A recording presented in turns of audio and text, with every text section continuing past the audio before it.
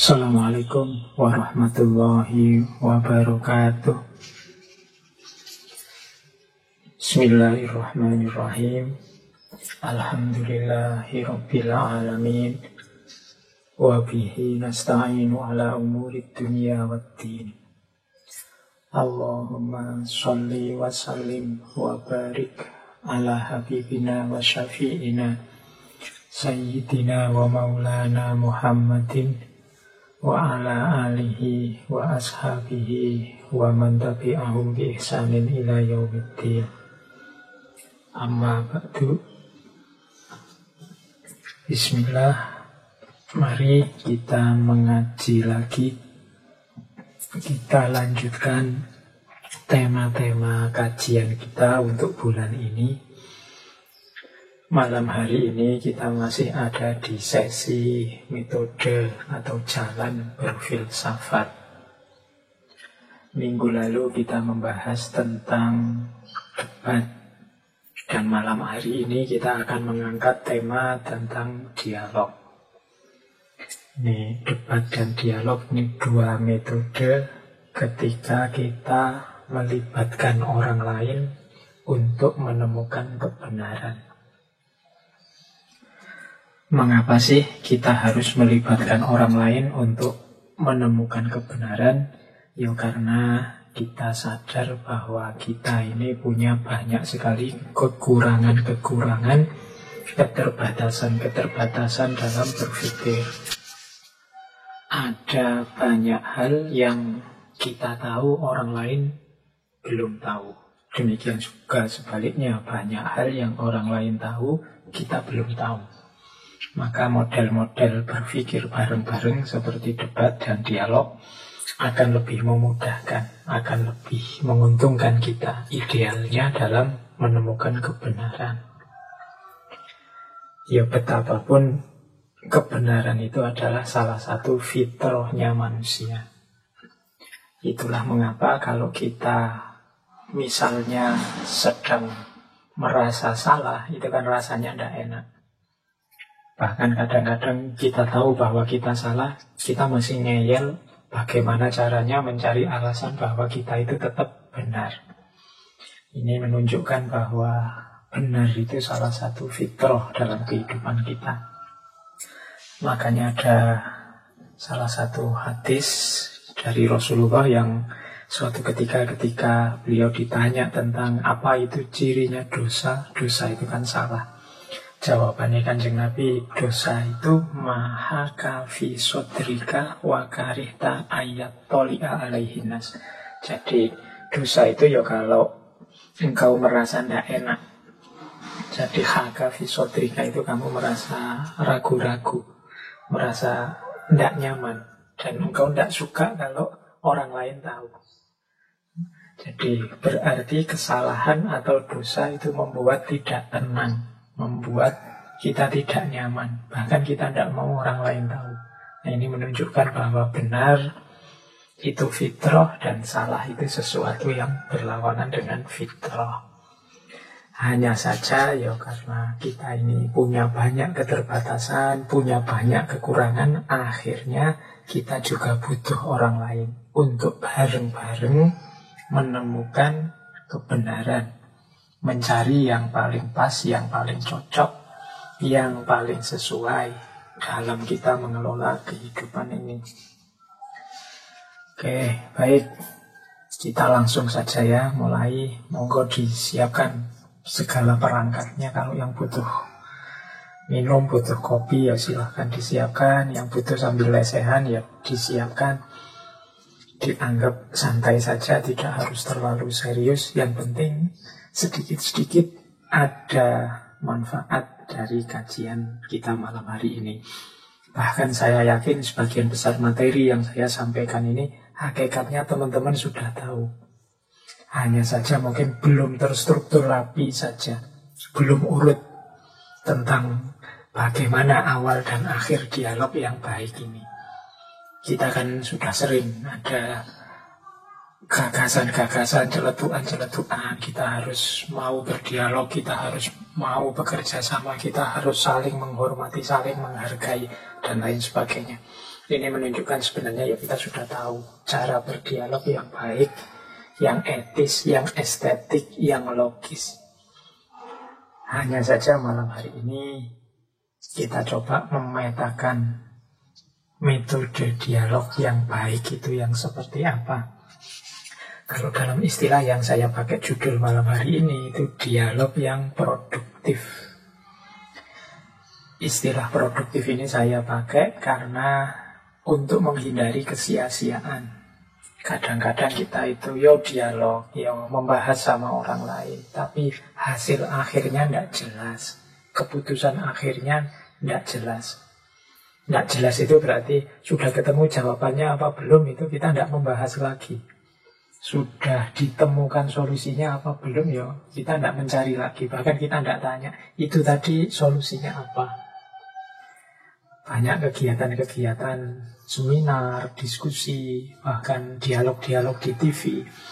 Itu kan hasil akhirnya tidak terlalu jelas. Nah ini tadi dialog hasilnya apa? Solusi yang ditawarkan apa untuk mengatasi masalah ini? Jalan keluar yang direkomendasikan apa? Karena tidak ada itunya, terus besok dibahas lagi di tema yang sama oleh forum seminar yang lain, forum diskusi yang lain. Besoknya lagi dibahas lagi. Isinya mirip-mirip, cuma hasil akhirnya tidak jelas semua juga. Misalnya tema pandemi. Wah, ada puluhan bahkan mungkin ratusan diskusi oleh berbagai panitia baik yang dari kampus-kampus maupun lembaga-lembaga independen tentang pandemi ini. Banyak tema-tema yang sama. Beberapa saling tumpang tindih. Dan tahu saya ada banyak juga yang hasilnya terus tidak jelas. Kalau bahasa kita malam hari ini tidak produktif. Jadi yang direkomendasikan apa, kebenaran-kebenaran baru yang ditemukan apa, dan lain sebagainya. Maka malam hari ini kita latihan ya, bagaimana melakukan dialog, menemukan kebenaran tapi secara produktif. Ada tawaran baru yang lahir dari dialog.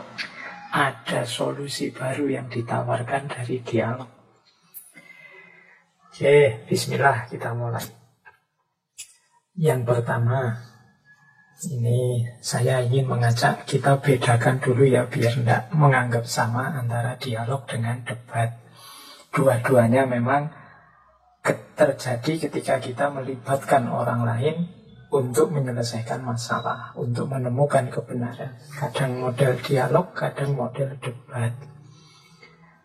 Meskipun konotasinya biasanya kalau di tengah masyarakat itu debat itu konotasinya agak negatif, kalau dialog konotasinya agak positif. Tapi sebenarnya dua-duanya salah satu metode untuk menemukan kebenaran. Debat juga baik kalau dilaksanakan dengan baik. Dialog juga baik. Dialog yang dianggap positif kalau dijalankan dengan tidak baik, hasilnya bisa kontraproduktif, malah nambah masalah baru. Debat juga begitu. Maka monggo kita milih. Nanti kalau situasinya cocok kita debat, kalau situasinya cocok kita dialog. Dilihat temanya. Jangan anti debat, karena mungkin ada momen, ada situasi yang memerlukan ini. Para ulama zaman dulu juga sering menggunakan metode debat, metode polemik. Tidak masalah, asal syarat dan ketentuannya terpenuhi, seperti kita bahas minggu lalu. Dialog juga begitu. Dialog itu penting, tapi jangan asal dialog. Apa sih bedanya dialog dengan debat? Jadi ada kalimat begini, dialog is about learning, debate is about winning. Ini quotes ini menjelaskan bahwa dialog itu adalah ketika dua orang dengan kebenaran yang berbeda, dengan pandangan yang berbeda, gagasan yang berbeda, saling belajar, saling memberi masukan, saling mempertemukan kebenarannya, mencari titik-titik sama dan melacak titik-titik bedanya. Kemudian syukur-syukur bisa menemukan jawaban bersama kalau memang ada masalah yang dibahas. Kalau debat Ini dua orang punya kebenaran yang berbeda, kemudian saling mengadu argumen. Mencari mana yang lebih benar, mana yang lebih valid. Jadi yang satu adu argumen, yang satu saling mengisi, saling berbagi argumen. Nah, jadi dialog is about learning, debate is about winning. Kalau debat yang dicari siapa yang kebenarannya paling unggul. Nah, harusnya kemudian yang paling unggul yang diikuti. Kalau dialog ini saling memberi masukan. Pulang dari dialog itu masing-masing merasa sama-sama tercerahkan. Ada wawasan baru yang tambah. Nah, asumsi-asumsinya apa antara dialog dan debat? Yang pertama, kalau dialog itu kita memandang orang lain yang berbeda dengan kita sebagai dia juga punya kebenarannya sendiri. Nah, saat ini aku dan dia akan berbagi kebenaran. Yang lain dianggap punya salah satu kepingan jawaban yang siapa tahu membantuku dalam memahami kebenaranku. Bulan lalu kita membahas Imam Syafi'i, kan ada itu quote yang sangat terkenal. Pandanganku benar, namun pasti ada titik-titik kurangnya, titik-titik salahnya. Dan pandanganmu salah, tapi pasti ada titik-titik benarnya. Maka dialog dalam hal ini penting untuk saling berbagi kebenaran. Siapa tahu nanti bisa menyusun level kebenaran bersama yang lebih tinggi. Kalau debat ini sama-sama punya kebenaran dan menganggap bahwa salah satu kebenaran lebih tinggi, lebih benar, maka harus dicari mana yang lebih benar dari dua kebenaran itu. Nah, makanya dialog itu sifatnya kolaboratif, kalau debat itu sifatnya kombatif. Dialog itu saling bekerja sama, kalau debat itu saling mengalahkan. Ingin mencari siapa yang lebih benar. Kalau dialog itu menemukan common ground, dasar bersama.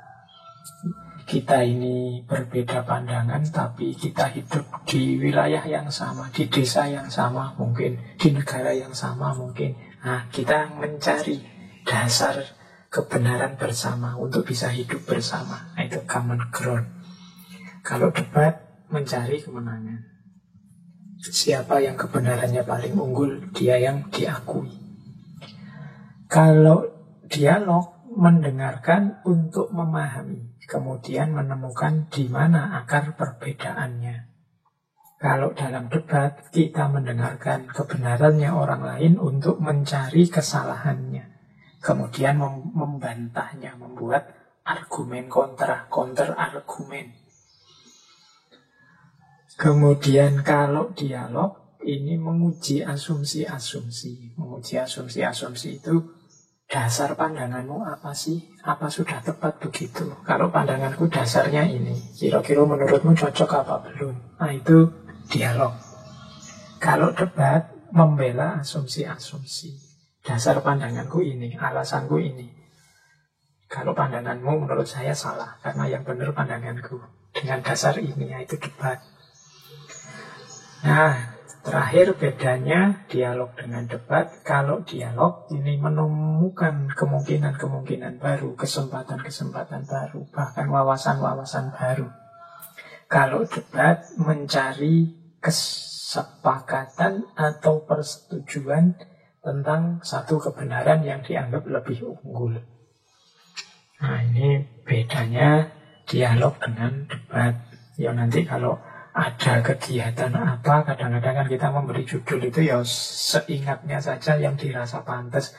Bedanya apa seminar sama workshop, bedanya apa simposium sama konsorsium, bedanya apa dialog dengan debat. Ini kan kita sering makainya ngawur.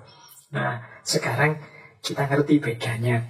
Maka kalau mau bikin forum, diperjelas ini forum dialog apa forum debat. Ciri-cirinya beda.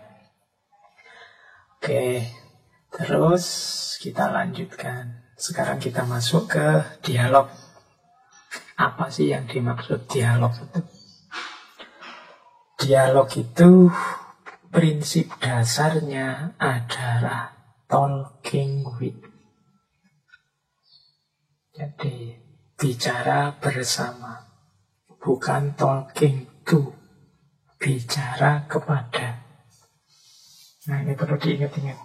Jadi prinsip dasarnya kita ini membahas bersama, bukan aku yang mendiktemu atau engkau yang mendikte aku. Bukan kebenaranmu yang kau paksakan padaku atau kebenaranku yang aku paksakan padamu. Jadi bukan talking to, tapi talking with. Kita ngomong bersama. Ini versiku, mana versimu. Kira-kira kalau ada perbedaan, sumbernya di mana, akarnya apa, bisa dipertemukan atau tidak. Kalau ada kesamaan, ini kesamaan yang esensial, apa substansial, apa hanya kata-katanya saja, maksudnya berbeda, dan lain sebagainya. Jadi saling berbagi kebenaran, saling berbagi wawasan, bertukar pikiran, itulah dialog. Kalau talking to, ini bicara kepada, kalau ini monolog. Banyak orang melakukan forum dialog, tapi hakikatnya monolog. Monolog itu semua pihak ingin memaksakan agar kebenarannya yang diterima. Yo kalau ini bukan dialog, kalau ini judulnya mestinya yo debat. Atau bahkan ada yang lebih kaku lagi. Kalau debat itu mending yang sana diberi kesempatan menunjukkan argumennya, yang sini juga diberi kesempatan menunjukkan argumennya, kemudian diuji yang paling benar. Tapi ada kalanya ruang publiknya tidak sehat. Hanya satu suara yang boleh memperdengarkan argumennya, sehingga satu-satunya kebenaran yang ditampilkan hanya itu. Ya kalau ini pasti bukan talking with, tapi talking to, bicara kepada, bukan bicara bersama atau bicara dengan. Jadi prinsip dasarnya dialog itu talking with. Kita ngobrol bersama. Kayak kalau kita ngobrol itu kita tidak ada pretensi, tidak ada niat untuk kebenaran harus kamu terima, kebenarannya harus kalah. Tidak ada begitu. Kalau teman-teman sedang nongkrong bareng teman-teman di angkringan atau di kafe apa di mana, itu kan ngobrolnya lebih santai, lebih kelihatan ciri dialog. Tapi forum-forum dialog kadang-kadang malah lebih kelihatan ciri debat, bukan dialog. Jadi diingat-ingat, dasarnya dialog itu adalah talking with, bukan talking to. Nah, apa sih yang kita lakukan saat kita berdialog? Secara umum, ketika kita berdialog, ya, ada 4 tindakan yang kita lakukan. Yang pertama yaitu listening, mendengarkan. Yang kedua respecting, menghargai. Yang ketiga suspending, menunda. Yang keempat voicing, menyuarakan. Oke, jadi bagi yang ingin berdialog dengan baik, yang pertama dia harus mampu mendengarkan dengan baik, dengan benar, dengan etis, bahkan secara estetik. Dengarkan dengan baik. Banyak orang yang tidak mampu mendengarkan. Seolah-olah mendengar itu otomatis, Pak, begitu ada suara kan saya dengar, Pak. Iya, tapi kadang-kadang berhubungan dengan perbedaan orang lain yang punya gagasan yang berbeda, itu kita tidak betah mendengarkan. Kita terburu ingin menunjukkan bahwa aku lebih benar, aku lebih baik. Jadi kadang-kadang koncone baru ngomong 1-2 kalimat, kita sudah ingin motong dan nambahi, membantah dengan 10-20 kalimat. Kita tidak betah sabar mendengarkan kebenaran dia. Kita inginnya segera memamerkan, segera memaksakan kebenaran kita. Maka dalam dialog kita butuh kemampuan listening, kemampuan mendengar yang baik. Ini ya selain teknik mendengar juga kesabaran dalam mendengar itu penting. Kadang-kadang ketika ada orang curhat ke kita, itu banyak curhat itu dilakukan hanya untuk didengar. Orang yang curhat itu sudah tenang, sudah nyaman kalau dia sudah menyampaikan unek-uneknya. Jadi dia hanya butuh didengar. Tapi kita itu seringkali sok pinter, sok ingin menasehati, sok ingin meluruskan. Jadi curhatnya belum selesai, wah, ceramah dan petuah kita sudah berhamburan keluar. Ini sebenarnya juga menunjukkan kita tidak sabar untuk mendengar. Bahkan menurut saya dalam dialog itu kemampuan paling sulit itu kemampuan mendengar.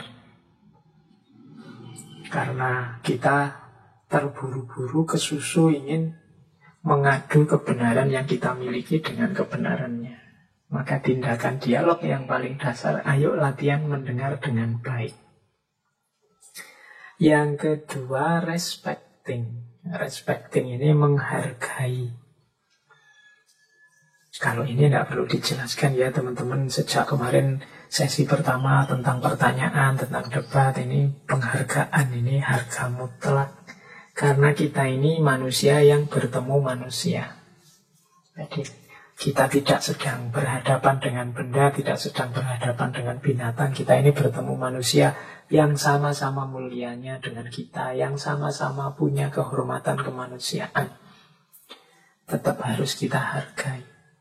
Jadi respecting, mendengar sambil menghargai. Kalau kita ingin berkomentar, mengajukan gagasan juga dengan penghargaan. Jangan sambil melecehkan, memaki. Kadang-kadang mendengar kan juga begitu. Mendengar itu kalau kita tidak cocok, wah, yang sana masih ngomong, wajah kita sudah kelihatan tidak menghargai. Mungkin sudah senyum-senyum sini, sudah ketawa-ketawa kecil, meremehkan pikirannya. Itu kan sering kita lihat ya kadang di TV-TV itu kalau lawan diskusinya sedang ngomong, wah, sini yang merasa benar, itu sudah ketawa-ketawa kecil, saling lirik, saling, wah, pokoknya menunjukkan tidak respect. Nah ini jangan. Karena dialog yang baik ya selain mampu mendengar juga menghargai, respecting. Yang ketiga, suspending.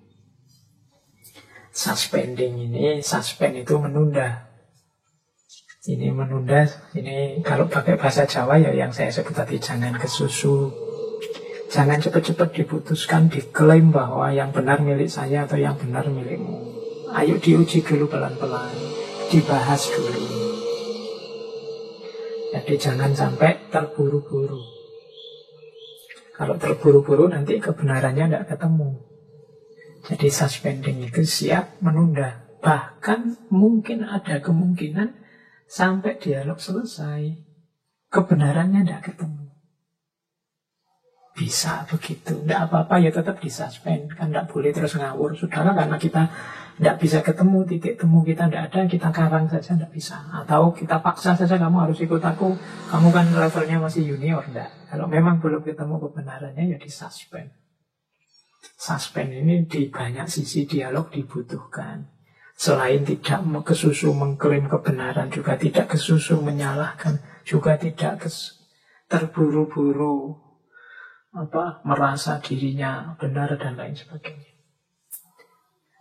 Bahkan tidak harus segera membantah kalau dirasa ada kesalahan, tidak harus segera menyalahkan, segera memusuhi, dan suspend dulu, pelan-pelan dibahas. Dan yang terakhir pastinya kalau ini tidak perlu diajari, voicing. Voicing itu berarti menyuarakan kebenaran kita. Ya, mendengar penting, respecting penting, suspending penting.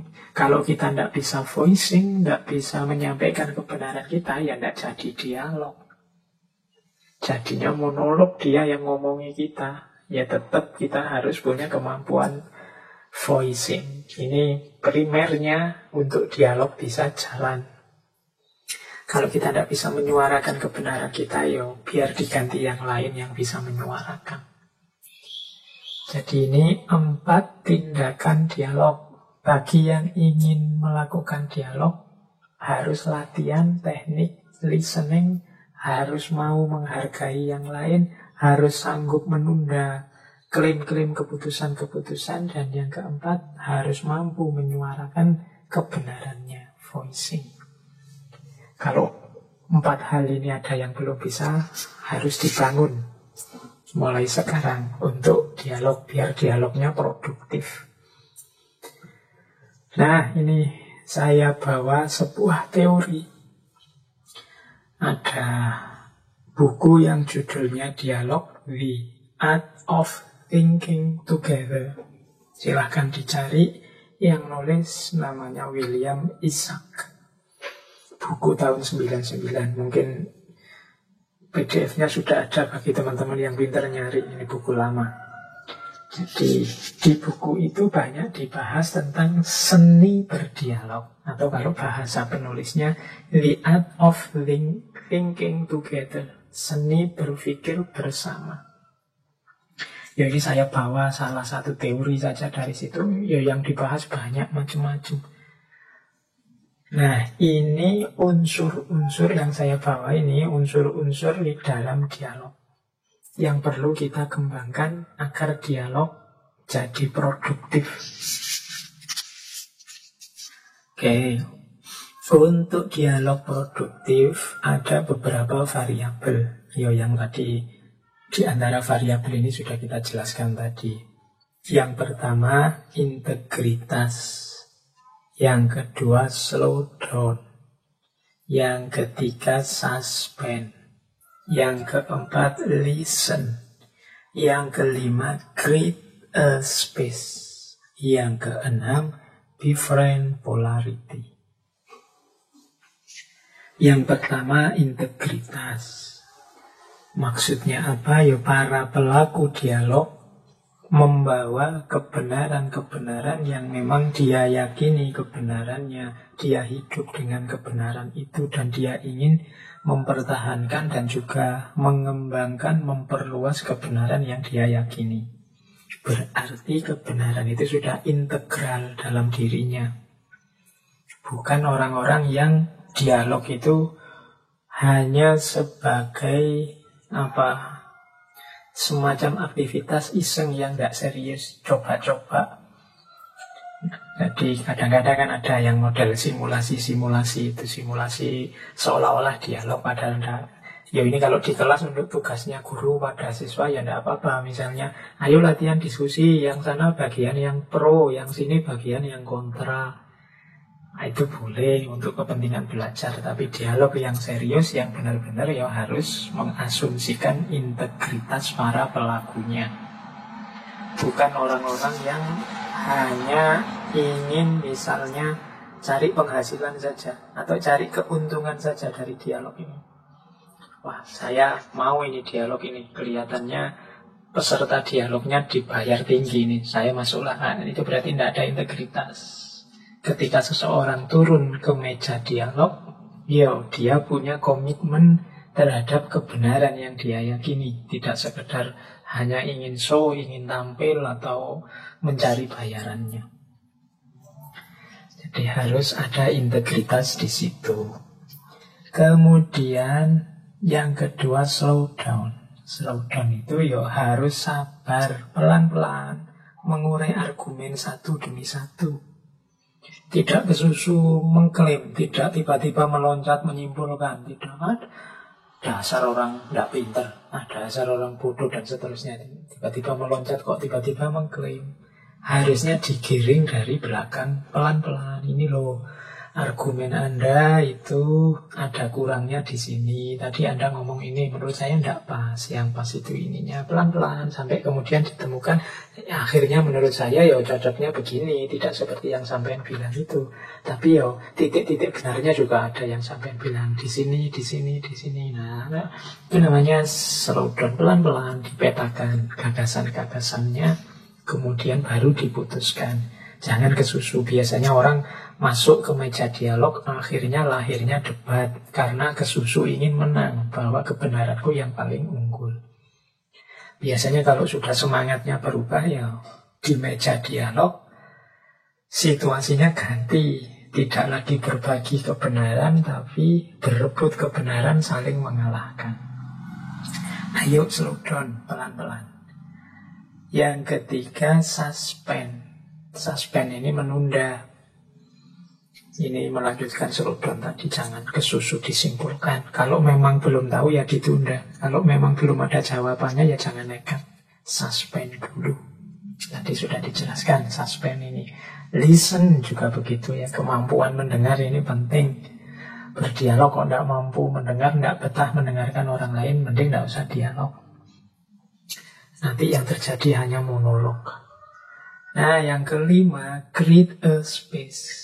Memberi ruang pada yang lain. Tidak mengajangi, kalau bahasa Jawa ini, merajai. Ingin, pokoknya forum ini 100% milik saya. Nah, tidak, create a space. Saya yang punya forum ini, saya yang menentukan arahnya kemana, saya yang harusnya ngomong paling banyak.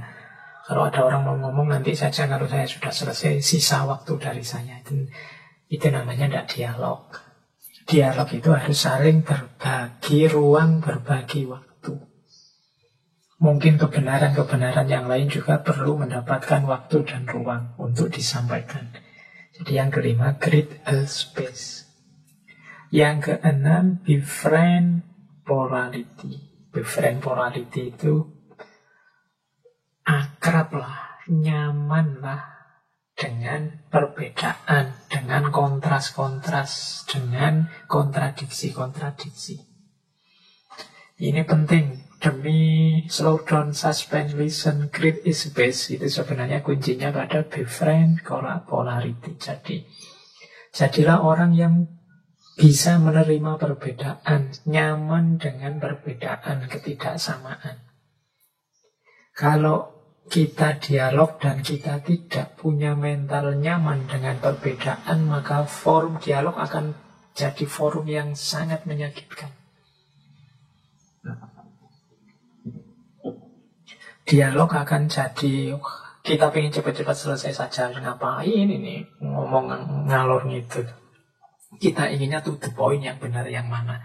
Kita tidak siap dengan perbedaan-perbedaan, keragaman kebenaran. Maka kalau memang kita ingin melakukan dialog, kita ingin menemukan kebenaran bersama, ya kita harus siap dengan perbedaan pandangan, dengan keragaman berpikir.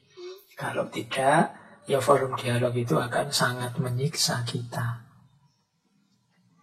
Jadi yang pertama, kalau kita ingin berpikir bersama yang lain, yang pertama, milikilah integritas.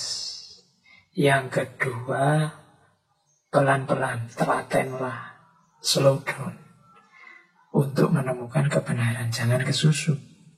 Yang ketiga, suspend.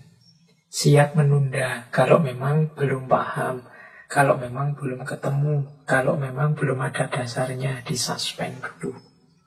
Kalau bahasa usul fikih itu mauquf. Mauquf itu bukan berarti terus kita boleh apa saja, cuma hukumnya memang belum ketemu. Sementara dipending dulu. Yang keempat, listen. Siap mendengar. Yang kelima, create a space. Harus mau berbagi dengan yang lain. Berbagi ruang, berbagi waktu, berbagi kesempatan, berbagi porsi bicara, dan lain sebagainya. Dan yang terakhir, nyamanlah dengan keragaman perbedaan. Kalau memang, wah saya tidak bisa, saya itu tidak kuat, tidak betah saya ngomong dengan orang yang beda dengan saya merasa diinjak-injak kebenaran saya. Ya kalau gitu, mending jangan dialog. Nanti dari dialog bisa geser ke debat, dari debat bisa lahir permusuhan, bisa jadi konflik pertikaian. Tapi kalau memang ingin dialog, siap debat, ya harus befriend polarity. Jadi mau menerima perbedaan, siap berbeda. Ya memang orang itu levelnya macam-macam. Kalau katanya Ibnu Ruskan, memang ada orang itu yang bisa menerima level monolog saja, kelompok khitobiyah atau khotobiyah.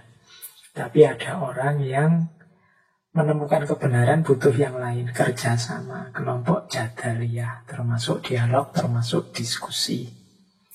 Ada juga orang yang sebenarnya pintar, tapi memang dia tidak cocok kalau dialog, kalau debat. Dia sukanya merenung sendiri, berpikir, menemukan kebenaran, menemukan hikmah sendiri. Nah itu, ini kan dalam Al-Quran kan juga disebut. Jadi, ud'u ila sabili rabbika bil hikmah wal mau'izatil hasanah wajadilhum billati hiya ahsan. Jadi, untuk menuju kebenaran itu ada kalanya dengan hikmah. Hikmah itu berarti orang yang mampu dengan kekuatan akal budinya menemukan kebenaran. Ini orang-orang pintar, orang-orang cerdas, orang-orang yang mendalam. Tapi ada juga orang yang butuh bantuan yang lain. Ada yang sifatnya pasif, maka butuh mau'idhah hasanah. Dia hanya diberitahu saja mana yang baik, mana yang benar. Beritahu, nanti dia bisa jalan kalau sudah tahu. Tapi ada orang yang sifatnya aktif. Kalau ini tidak bisa hanya diberitahu, harus diajak diskusi, diajak debat, diajak dialog untuk menemukan kebenaran. Hanya saja khusus untuk yang berpikir bersama, dialog, debat, ada kalimat tambahan, billati hiya ahsan. Lakukan dengan yang baik. Karena kalau tidak hati-hati, debat ini bisa kontraproduktif. Inginnya menemukan kebenaran, malah ketemunya permusuhan. Inginnya ketemu yang sejati, malah ketemunya yang gelap, yang pertikaian. Jadi makanya sebulan ini kita banyak melatih kemampuan dialog, debat, kemampuan berpikir bersama orang lain. Nanti di sesi-sesi terakhir baru kita mengarah ke ranah berpikir yang hikmah, baik yang berpikir kritis maupun yang berpikir introspektif. Berpikir kritis minggu depan, kemudian berpikir introspeksi, muhasabah di minggu terakhir tahun ini. Baik, kita lanjutkan. Jadi itu salah satu teori dari bukunya William Isaac yang judulnya The Art of Thinking Together. Seni berpikir bersama. Kita introspeksi, kalau mau dialog, sudah punya ndak 6 kualitas itu.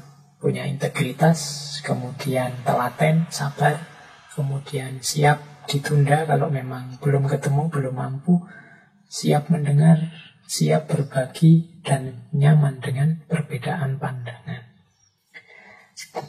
Kita lanjutkan. Boleh ambil nafas dulu sebentar, biar nggak capek. Yang mau minum silahkan minum dulu.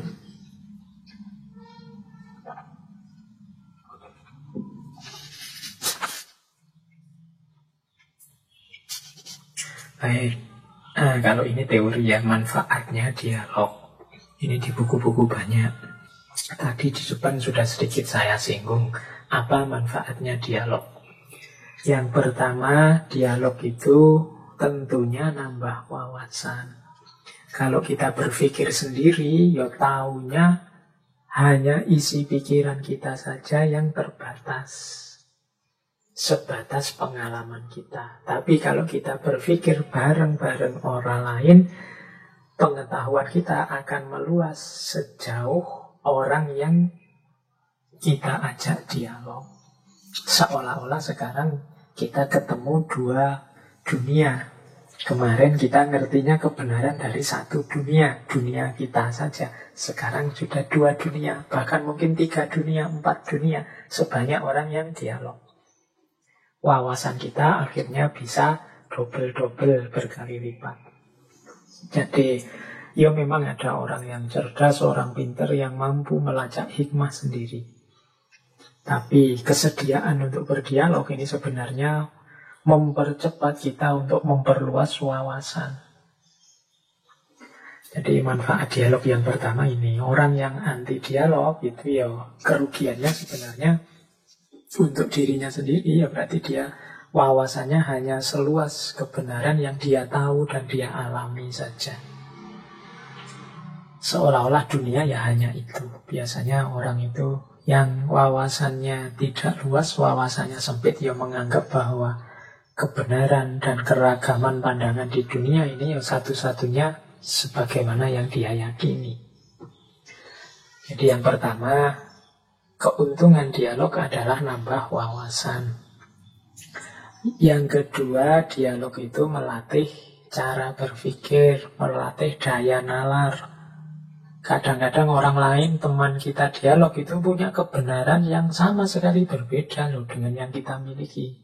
Nah, menyikapinya bagaimana? Itu kan melatih daya nalar. Tidak sekedar mengkoleksi pengetahuan, tapi juga membuat kita memilah-milah, menguji setiap pengetahuan yang kita miliki. Nah, jadi latihan berpikir, latihan bernalar. Yang ketiga, manfaatnya dialog adalah semakin banyak alternatif-alternatif solusi, tawaran-tawaran baru bagi problem-problem yang sedang kita bahas. Misalnya membahas pandemi, itu kan kalau hanya dengan pikiran kita saja, misalnya saya yang ngomong, ngerti ini cuma bagian-bagian yang berhubungan dengan filsafat. Kemarin saya membahas penyakit, versi filsafat. Membahas bencana, membahas pandemi, versi filsafat. Tawaran-tawarannya, tawaran dari ranah filsafat. Tapi kalau kita mau dialog, mempertimbangkan pandangan dari orang lain dengan bidang yang berbeda, dengan perspektif yang berbeda, kita akan lebih kaya. Kalau dari yang filsafat seperti ini tawarannya, dari dunia kesehatan tawarannya ini, dari dunia agama seperti ini, dari dunia luas sekarang, banyak tawaran. Hari ini yang sering jadi masalah, kita bingung urusan pandemi ini kan karena kita sempit melihatnya yang kedokteran dari kedokteran saja, yang agama dari agama saja, yang filsafat dari filsafat saja. Sehingga gagasan itu ketika mau diimplementasikan ketemu banyak halangan. Kalau agama itu kan spesifik ranah agama, kalau kesehatan spesifik ranah kesehatan, filsafat spesifik ranah filsafat. Sehingga nanti dalam banyak hal terus jadi tidak relevan.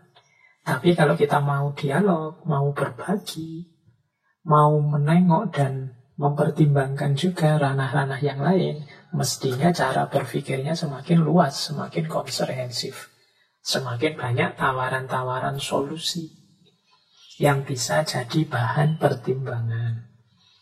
Oke, jadi dialog itu nambah wawasan, dialog itu melatih cara berpikir, daya nalar, dan yang ketiga dialog itu memperkaya alternatif solusi untuk kita mengatasi masalah-masalah dalam kehidupan.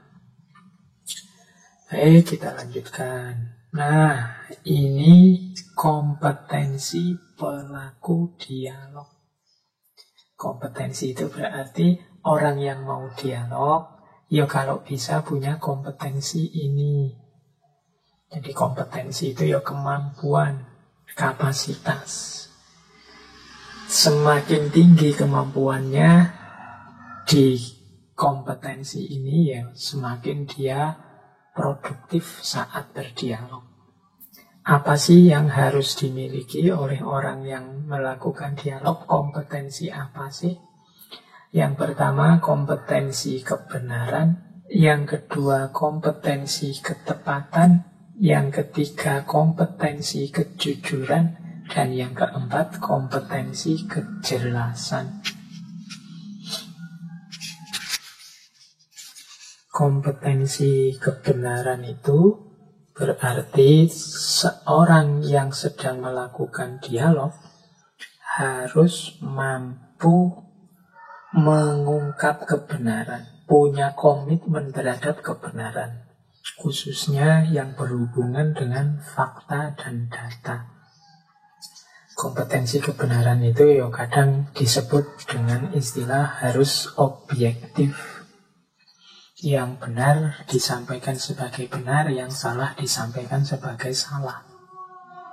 Kalau pelaku dialog sudah tidak objektif, sudah tendensius, sudah manipulatif, kebenaran tidak akan ketemu.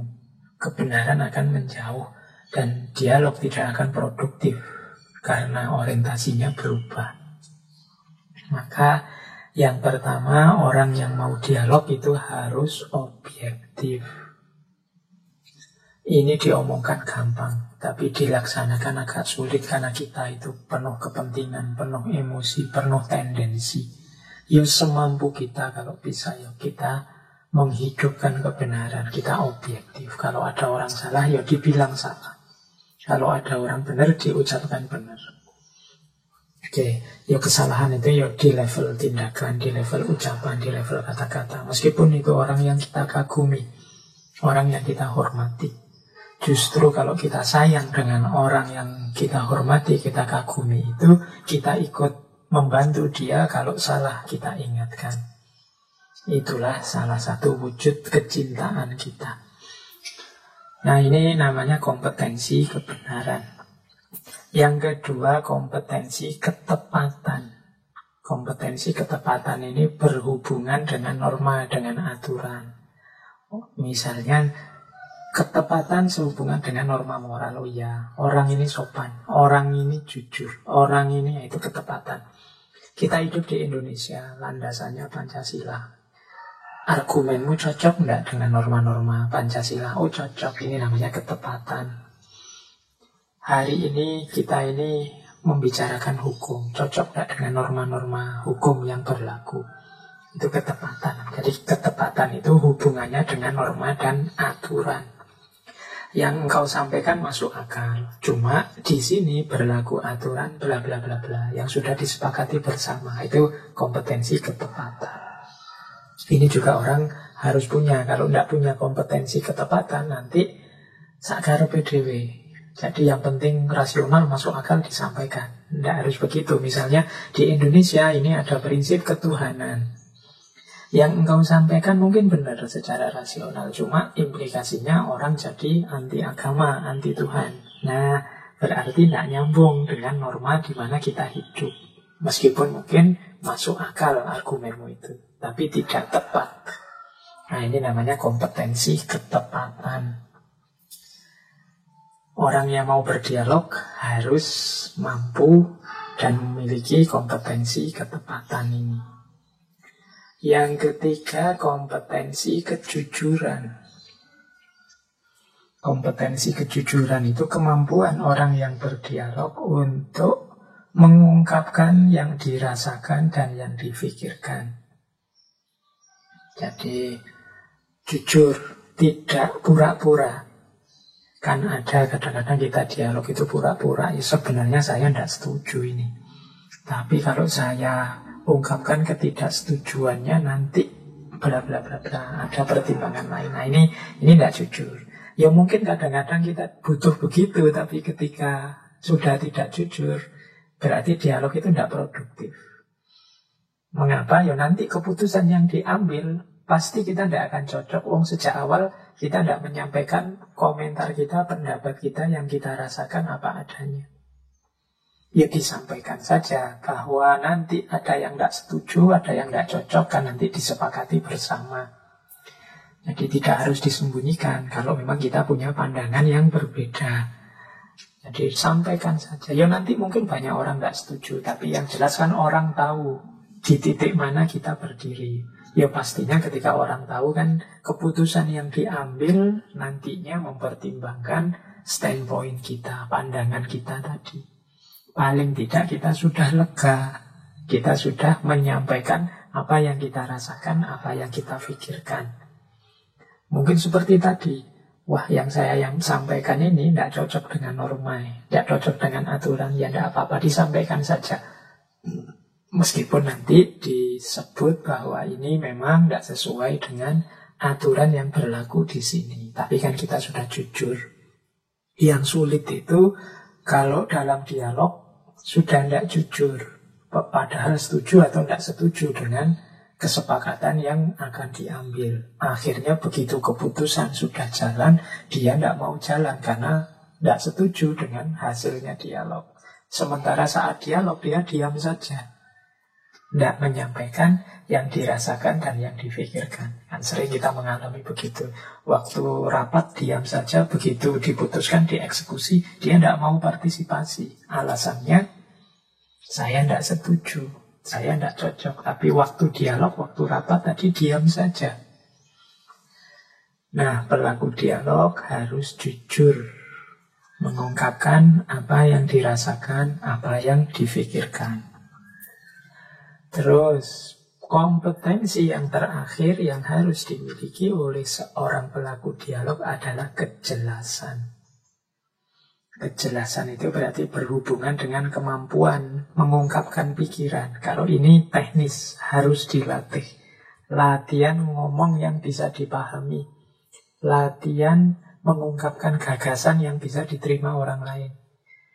Kadang-kadang kan ya orang ini yang mau disampaikan benar, sudah tepat, sudah jujur, tapi tidak jelas. Yang lain kesulitan menangkap yang dia maksud. Nah ini tadi yang saya bilang, makanya ya latihan ya. Kalau kita mau dialog, coba latihan mengungkapkan gagasan. Ini kalau teman-teman ini sebagian besar kan mahasiswa yang mengikuti ngaji, ini coba latihan dengan teman. Kalau kalian ngomong temanmu paham enggak? Atau kalau kalian nulis temanmu ngerti enggak yang kalian tulis? Ini namanya kompetensi kejelasan. Mungkin kalian potensial, pinter sebenarnya, luar biasa. Cuma kalau ngomong atau kalau nulis enggak jelas. Cara mengungkapkan pikirannya enggak jelas. Nah ini masalah berarti. Harus kalian latih. Ya, kebenaran, ketepatan, kejujuran tadi tidak akan tampak, tidak akan muncul kalau kita tidak jelas. Jadi ringkasnya teman-teman, pelaku dialog itu pastikan dia punya kompetensi kebenaran. Jadi objektif, kalau salah ya dinyatakan salah, kalau benar ya dinyatakan benar. Punya kompetensi ketepatan, jadi punya komitmen terhadap norma, aturan, nilai yang sudah disepakati bersama. Baik di level dialog itu saja maupun di level kebangsaan, kenegaraan, bahkan di level global. Itu kompetensi ketepatan, kesesuaian, kesetiaan dengan norma dan aturan. Yang ketiga, kompetensi kejujuran, kemampuan mengungkapkan apa yang difikirkan, apa yang dirasakan, apa adanya. Dan yang keempat, kejelasan. Jadi kemampuan untuk menyampaikan gagasan, untuk menyampaikan apa yang dirasakan, yang bisa dipahami orang, yang jelas. Kalau sudah merasa punya 5 kompetensi ini, kemudian melakukan dialog, insya Allah dialognya produktif. Jadi ada manfaatnya, tidak sekedar menghabiskan waktu untuk berdebat, tapi ada kebenaran-kebenaran baru yang muncul, wawasan-wawasan baru yang tambah, kemampuan analisis yang berkembang. Ini kompetensi pelaku dialog. Baik, kita lanjutkan lagi. Oke, selanjutnya kita bahas tentang tipe-tipe pelaku dialog. Nah ini kalau ini sudah orangnya. Ada 4 tipe pelaku dialog. Ya harusnya kita ada di 1 tipe yang positif. Karena 3 tipe yang lain itu konotasinya negatif. Jadi ada true atau noble lover, ada seducer, ada abuser, ada harasser. Tipe pelaku dialog yang pertama ini yang ideal, yang positif, yaitu pecinta kebenaran, pecinta keutamaan. Jadi orang ini berdiskusi memang ingin menemukan kebenaran, ingin mendapatkan keutamaan-keutamaan yang bisa diterapkan dalam hidup. Ini orang-orang yang serius, yang punya ciri-ciri tadi di atas, yang motifnya adalah memang menemukan kebenaran, mencintai keutamaan. Ya kalau bisa teman-teman ada di yang nomor 1 ini. Ada yang nomor 2, seducer. Seducer ini mungkin kalau di bahasa Indonesia kan artinya penggoda, pemain. Jadi orang ini diskusi itu hanya untuk senang-senang, main-main. Dia suka berakrobat logika, bermain kata-kata. Mungkin tujuannya dipuji orang, tujuannya orang kagum akan kepandaiannya dan lain sebagainya. Membuat kita tertarik, membuat kita geleng-geleng kepala. Itu tipe penggoda. Kalau orang ini Ya dia tidak peduli apakah kebenaran ditemukan atau tidak, keutamaan tersampaikan atau tidak. Yang penting dia puas. Dia bisa menunjukkan ke orang lain betapa hebatnya dia, betapa pinternya dia, betapa luar biasanya dia. Ini tipe penggoda. Kadang-kadang dia mengajukan gagasan-gagasan kebenaran yang luar biasa, yang orang takjub semua, tapi dia tidak berpikir efeknya dari gagasan itu, baik jangka panjang maupun jangka pendek di tengah masyarakat. Yang penting gagasan itu masuk akal dan menakjubkan bagi banyak orang. Nah ini tipe seducer. Ya berhadapan dengan orang-orang seperti ini teman-teman ya harus hati-hati, dievaluasi ulang lagi. Bukan berarti gagasannya salah atau logikanya keliru, tapi kita harus bijaksana mengambil yang cocok, yang sesuai, yang relevan untuk hidup kita. Ya memang pemikiran yang logis, pemikiran yang canggih itu mengagumkan.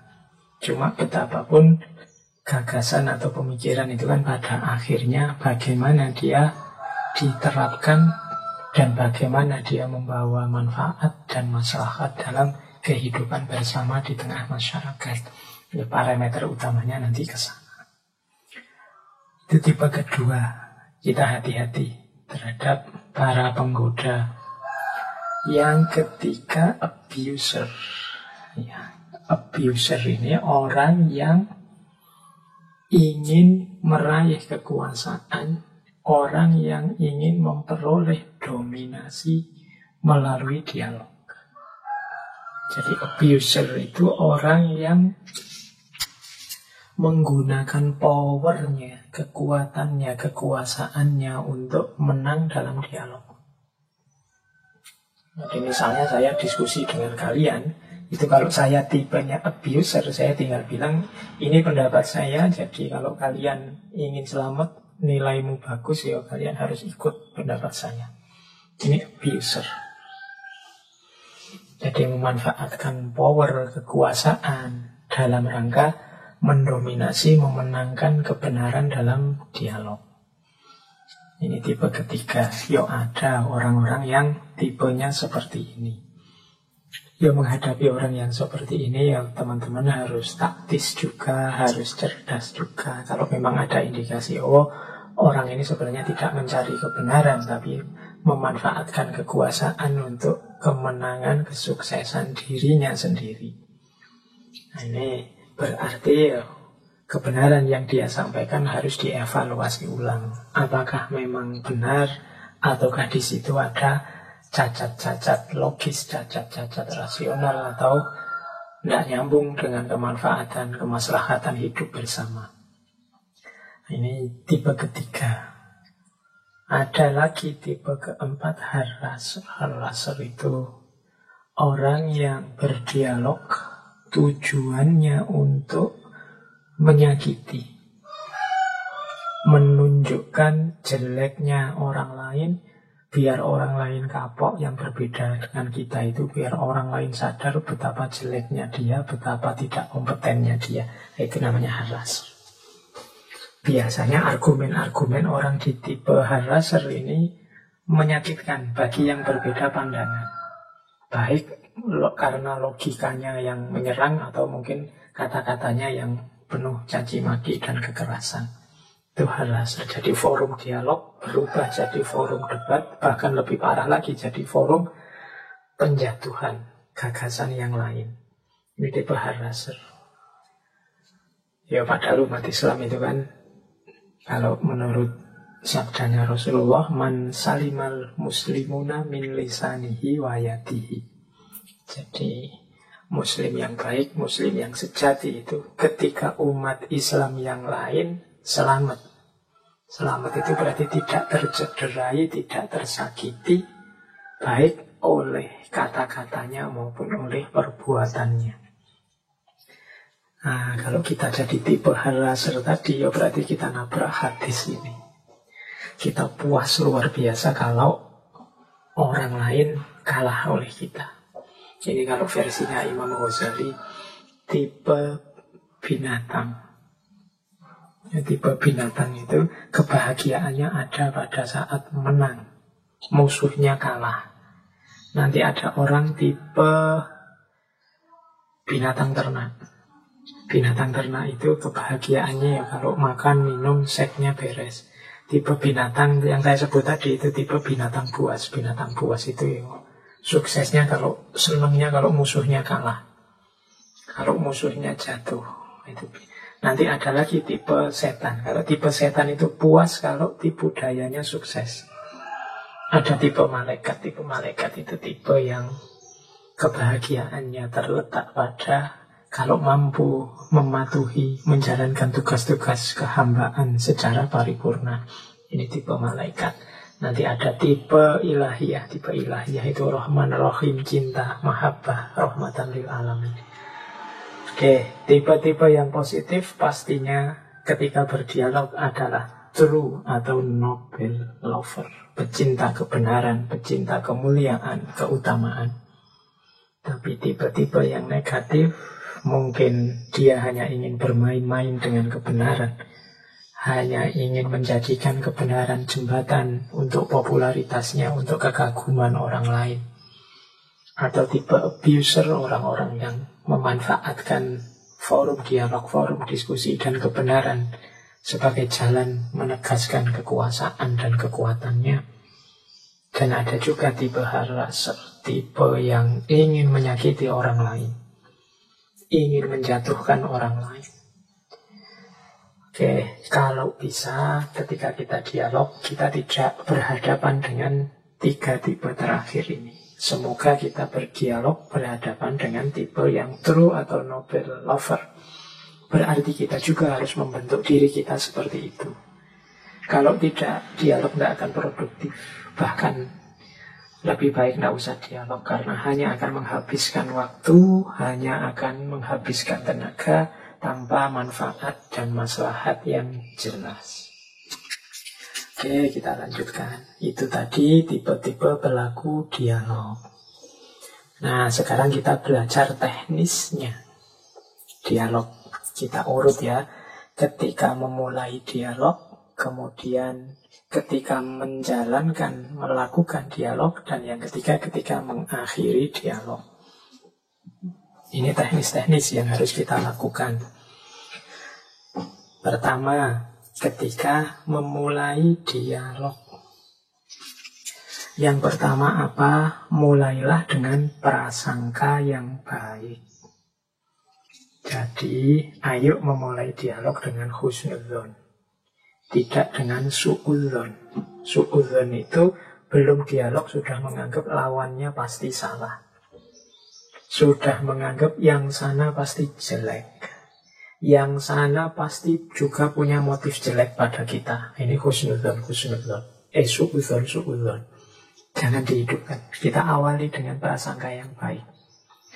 Saya punya kebenaran, dia punya kebenaran juga. Mungkin dalam kebenarannya ada kesamaan dengan kebenaranku. Dalam kebenaranku juga ada miripnya dengan kebenarannya. Semoga kita bisa bekerja sama dalam kebaikan sesuai kebenaran kita masing-masing. Ini prasangka baik. Semoga kita bisa menemukan titik bersama untuk menata kehidupan ini menjadi lebih baik. Kalau bahasanya Al-Quran, ta'alau ila kalimatin sawa. Marilah, ajaklah mereka pada kalimat yang sama. Nah, jadi awalnya husnudzon. Karena kalau awalnya su'udzon, ya jatuhnya nanti debat yang tidak produktif. Yang pertama itu. Yang kedua, memahami apa yang ingin dihasilkan, ditemukan, diluruskan, atau yang ingin disepakati. Ini sering terjadi. Diskusi, seminar, dialog, itu tidak jelas. Hasilnya ingin apa? Cuma membahas saja. Kalau jelas hasilnya apa, ingin menemukan apa, meluruskan apa, atau menyepakati apa, nanti dialog akan lebih terarah, terfokus. Jadi orang yang mau bicara sebelumnya diberitahu dulu bahwa ini arahnya adalah untuk menemukan misalnya akar masalah dari situasi hari ini. Nah, gitu loh. Jelas arahnya. Jadi nanti para pembicara dalam dialog ngerti kewajiban dia yang harus disampaikan apa. Jangan sampai sudah duduk bersama terus nggak jelas. Ini ingin menemukan apa. Akhirnya masing-masing ngomong sesuai perspektifnya secara ngalor ngidul. Dan terakhir terus moderatornya bilang gini, saya tidak bisa menyimpulkan forum hari ini, jadi silahkan disimpulkan sendiri. Saya sering begitu. Ya sudah, silahkan para peserta mengambil manfaat, menyimpulkan sendiri. Akan lebih produktif, dialog itu jelas. Jadi nanti moderatornya terakhir bisa menyimpulkan, oh sesuai wawasan-wawasan tadi yang berkembang, berarti bisa kita simpulkan tugas kita selanjutnya adalah bla bla bla bla. Nah, atau hari ini kita temukan bahwa ternyata akar masalahnya di sini. Atau ada yang perlu diluruskan dari wacana yang berkembang selama ini, bla bla bla bla. Atau siang ini kita sepakati, malam ini kita sepakati bahwa untuk mengatasi pandemi, ini berarti jelas. Kalau jelas itu kan meresponnya mudah, melanjutkannya mudah. Tapi memang banyak diskusi, seminar yang diawali dari ketidakjelasan, dijalankan secara tidak jelas, ya akhirnya pasti juga tidak jelas. Oke, ini kunci. Jadi selain prasangka baik, kunci kedua adalah tujuannya jelas. Yang ketiga, menguasai wawasan atau pengetahuan yang dibutuhkan untuk dasar bertukar pikiran. Nah, ini juga penting. Jangan sampai para peserta dialog masuk ke ruang dialog dengan pikiran yang kosong. Tidak punya harapan apa-apa, juga tidak punya wawasan apapun. Akhirnya nanti begitu masuk ruangan, diberitahu apa saja oh saja wong sejak awal tidak punya wawasan, tidak punya pengetahuan tentang tema itu. Ini yang membuat nanti dialog jadi tidak produktif. Jadi isinya tidak jadi dialog, akhirnya cuma monolog dari satu narasumber ke peserta. Tidak ada respon balik. Nah, ini perlu dilatih, karena kita ini tidak terlatih dialog sebenarnya kalau mau jujur. Kita lebih suka diceramai, didikte. Nah, coba latihan memulai dialog. Kuasai wawasan-wawasan pengetahuan yang dibutuhkan sesuai tema yang mau dibahas dalam dialog. Ini juga penting. Kalau para pesertanya kosong semua, apalagi narasumbernya kosong, mungkin narasumbernya sangat laris, diundang di mana-mana tiap hari, apalagi sekarang jarak jauh juga bisa tiap hari diskusi dengan Zoom, ya sudah mateng pasti materi yang dibawa. Nah, ini harus mulai latihan membuat forum dialog yang produktif, biar tidak cuma berhenti begitu dialognya selesai, Zoom-nya selesai, ya urusan selesai. Tidak ada manfaat, maslahat sedikit pun. Antara sebelum kegiatan dengan setelah kegiatan ya sama saja. Ini eman-eman. Saya sering menghitung-hitung itu di Indonesia ini, kegiatan akademik, kegiatan ilmiah, forum-forum diskusi, seminar, forum-forum kajian itu jumlahnya mungkin tiap hari bisa ratusan. Itu kalau setiap forum menyumbangkan satu kemaslahatan hidup, satu kemanfaatan dalam hidup, itu tiap hari berarti ratusan masalah di Indonesia selesai. Idealnya begitu. Tapi ya karena semuanya berjalan secara tidak terkontrol, ya banyak forum yang akhirnya tidak produktif. Eman-eman biaya, eman-eman tenaga, eman-eman waktu yang sudah keluar. Nah, yang ketiga ini, jadi ayo dibiasakan setiap kali ada forum, ada diskusi, kita sudah punya serba sedikit wawasan atau pengetahuan yang dibutuhkan sehingga nanti bisa menyumbangkan, bisa berkontribusi positif dalam forum diskusi yang imbasnya adalah kontribusi untuk kemanfaatan dan kemaslahatan sosial. Yang ketiga, kalau ini semangatnya, spiritnya Masuklah ruang diskusi dengan spirit menemukan yang lebih benar, menemukan yang lebih baik dari kebenaran dan kebaikan yang selama ini kita yakini. Karena kita sadar bahwa kita ini terbatas. Yang kita anggap benar dan baik sekarang itu mungkin nanti kalau kita sudah masuk ruang diskusi akan ketemu ternyata ada yang lebih benar, ada yang lebih baik. Karena keterbatasan kita selama ini, ngerti kita ya hanya itu-itu. Tapi setelah mendengarkan beliau-beliau dari perspektif yang berbeda, sekarang kita tahu, kita semakin luas. Nah ini semangat dialognya seperti itu. Jadi menemukan yang lebih baik dan yang lebih benar. Bukan semangat mengalahkan atau menjatuhkan. Jadi bukan semangat untuk merusak, bukan semangat untuk mempermalukan, apalagi menjatuhkan, meruntuhkan yang berbeda. Tapi siapa tahu ada pencerahan baru. Oh, setelah saya mendengarkan beliau ngomong, sekarang saya sadar kebenaran yang saya yakini selama ini maksudnya ini. Mungkin tidak persis dari omongan beliau, tapi omongan beliau itu memancing kesadaran saya, mencerahkan saya tentang kebenaran yang selama ini saya yakini. Nah, itu gunanya mendengarkan yang berbeda antara lain. Maka jangan segan, jangan males untuk berbagi pandangan, membuka telinga lebar-lebar terhadap gagasan-gagasan yang lain yang baru. Karena kadang-kadang datangnya pencerahan itu, datangnya inspirasi kebenaran yang baru itu tidak selalu dari yang kita bayangkan. Kadang kita membaca kitab-kitab tafsir, menelaah kitab-kitab tafsir Al-Quran dengan sangat serius, tidak tersentuh hati kita. Saya tidak tahu, mungkin karena hati kita gelap atau karena sudah terlalu biasa. Tapi mendengarkan motivator bicara atau mendengarkan orang yang berbeda dengan kita ngomong, padahal tidak dalam kerangka keyakinan kita atau agama kita, ada terpancing kesadaran baru, terinspirasi pemahaman baru terhadap kebenaran yang kita yakini selama ini. Nah, itu di antara kuasanya Allah seperti itu. Makanya ada beberapa tokoh filosof Muslim kontemporer, misalnya Syed Hussein Nasr, punya teori namanya teori passing over. Passing over itu beliau menyarankan para intelektual, para cendekiawan Muslim untuk tidak segan-segan belajar juga tentang agama-agama yang berbeda. Itu namanya passing over. Bukan untuk pindah agama, tapi belajar agama yang berbeda. Untuk selanjutnya nanti kembali lagi ke agama kita dengan spirit yang lebih baru, semangat yang lebih baru, inspirasi-inspirasi baru. Ini namanya passing over. Jadi bukan pindah-pindah agama, tapi menjelajahi kemuliaan ajaran-ajaran agama yang lain untuk selanjutnya semakin kita tercerahkan tentang kebenaran agama kita.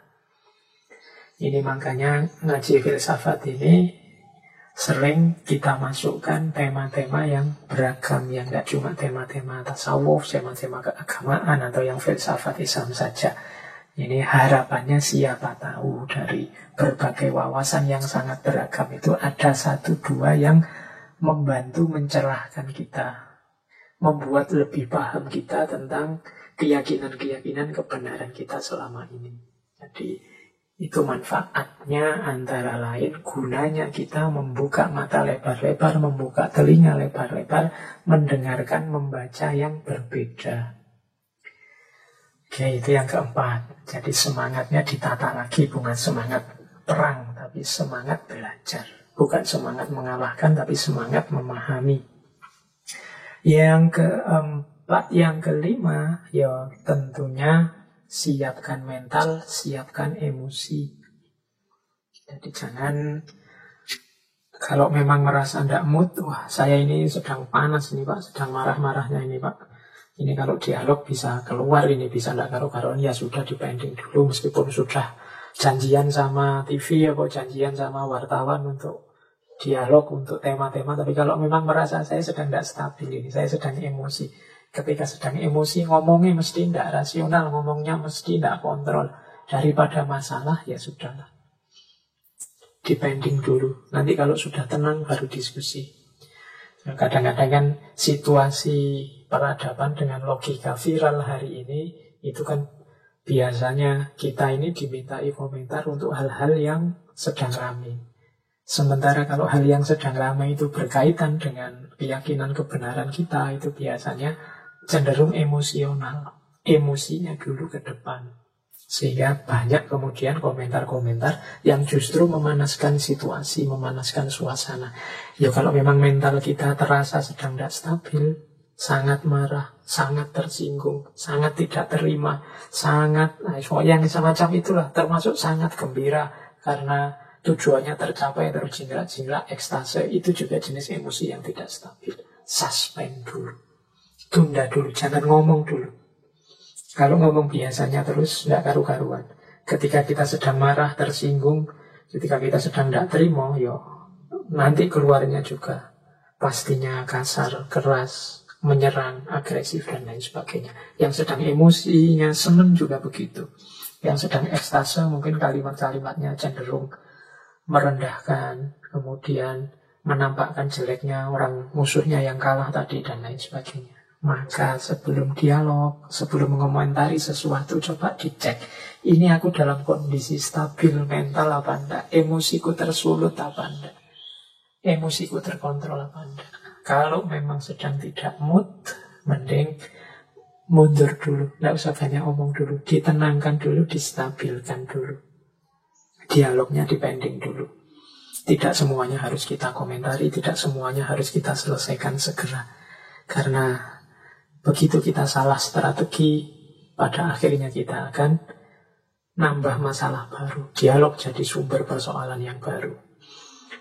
Yang terakhir tentunya menyiapkan sarana dan media yang diperlukan. Tempatnya, alat komunikasinya, suasananya, dan lain sebagainya. Kalau ini ya niscaya ya. Mental kita siap, tempatnya tidak memadai. Misalnya diskusi kok ramenya seperti ini, suasananya kok banyak orang teriak-teriak, ya sudah, tidak usah dialog lah, tidak usah diskusi, nanti malah tidak produktif. Atau peralatan komunikasi ini rusak. Nah, ini juga akan mengganggu diskusi. Forumnya besar sekali tapi mikrofonnya mati, yang belakang tidak dengar, itu kan ya masalah. Atau seperti hari ini diskusi-diskusi via Zoom, jaringannya tidak stabil. Ngomong satu kalimat, jaringan putus. Ngomong satu kalimat lagi, jaringan putus. Itu pesertanya jengkel sudah. Emosi dan mentalnya mesti drop. Panitia harus mempertimbangkan, ini diundur apa gimana enaknya ya. Sarana dan media disiapkan dulu sebaik mungkin, biar dialog bisa produktif. Ini persiapan dialog. Jadi siapkan sejak awal prasangka yang baik, tujuan yang jelas, wawasan yang diperlukan dikuasai, semangatnya untuk menemukan yang lebih baik, lebih benar, mental dan emosi yang stabil, kemudian sarana dan media yang memadai. Insya Allah nanti diskusinya produktif. Terus, sekarang dialognya jalan.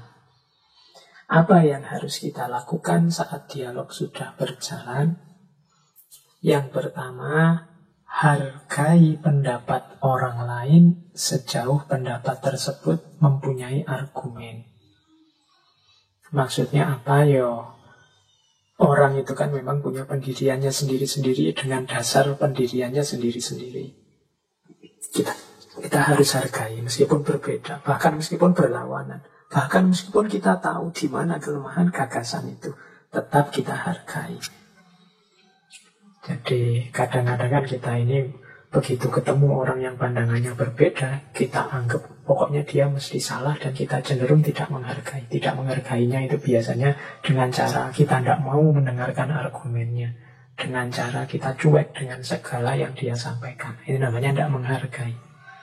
Tetap kita hargai, khususnya yang ada argumennya. Dia itu punya dasar, tidak ngawur. Yang membuat berbeda itu kan biasanya ya argumennya. Kita punya argumen berbeda dengan dia sehingga pendirian dan pendapat kita berbeda. Jadi yang pertama, ayo menghargai orang lain, latihan. Wong yo pendapat kita itu meskipun menurut kita benar, tapi kan kita manusia. Pasti ada titik-titik kurangnya dan titik-titik salahnya. Tidak ada manusia yang sempurna. Demikian juga pendapatnya dia.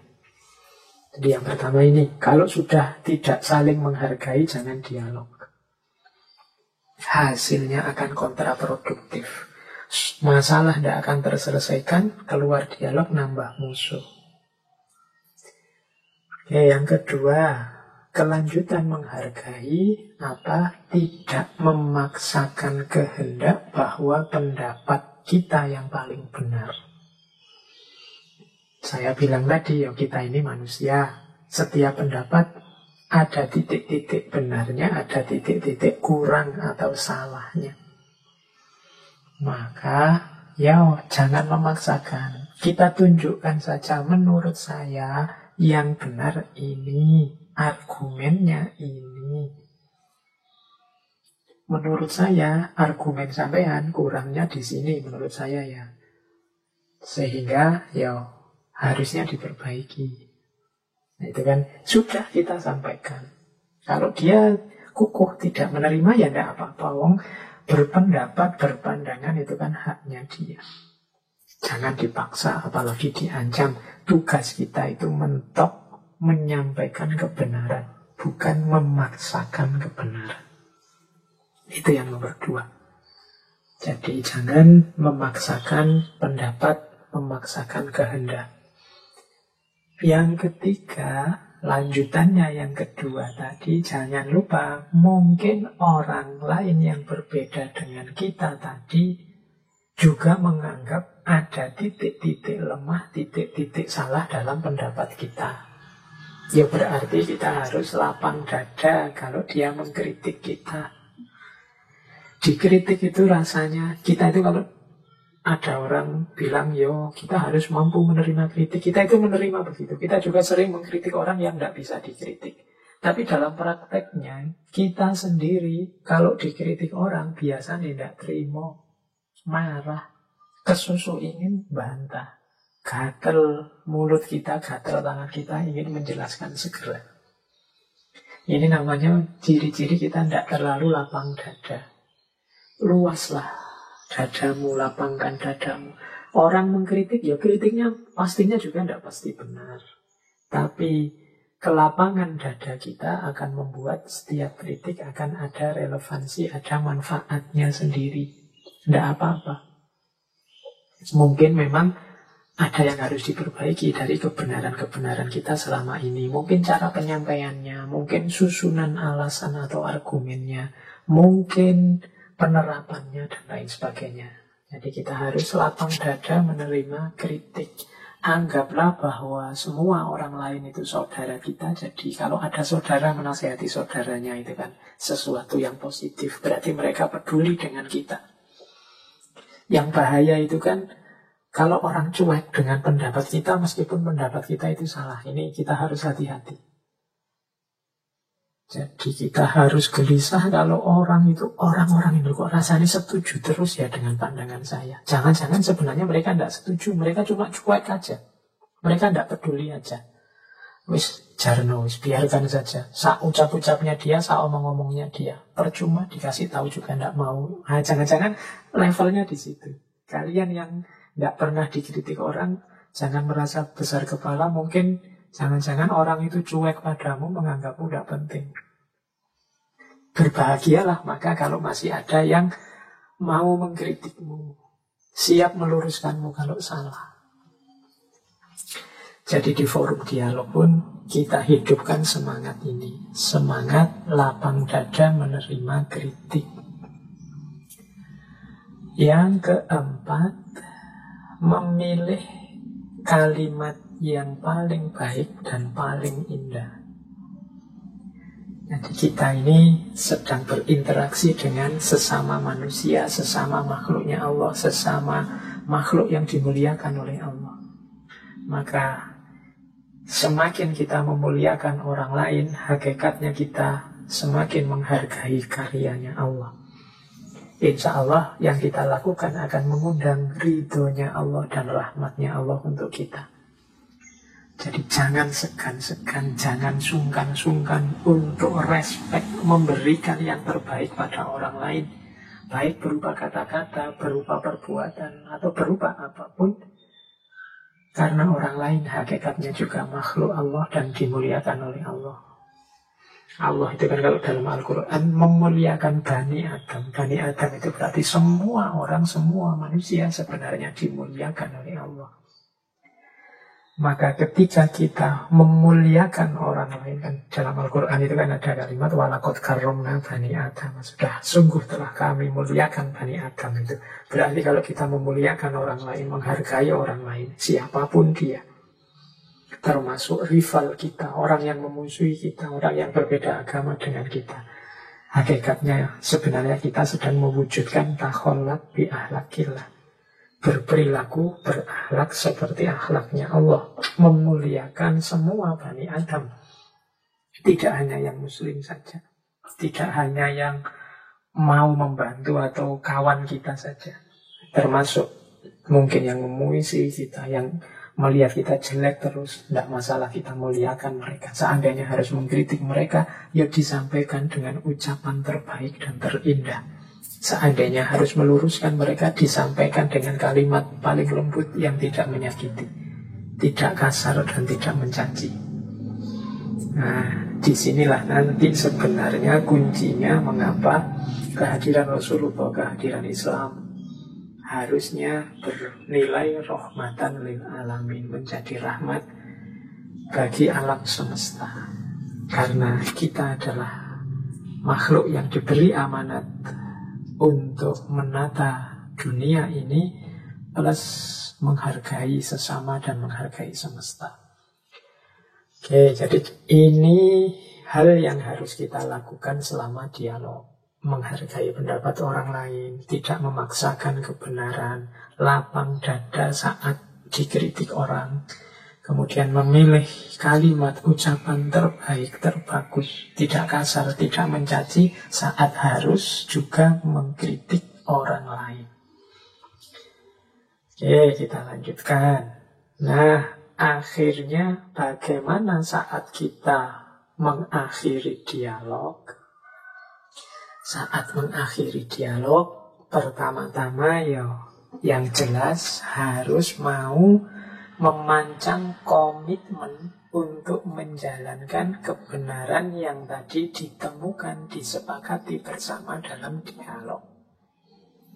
Keputusan dialog, keputusan rapat itu kan mengikat pada anggota-anggotanya. Kita harus komitmen, tadi sudah diputuskan itu, sudah disepakati itu, siap menjalani.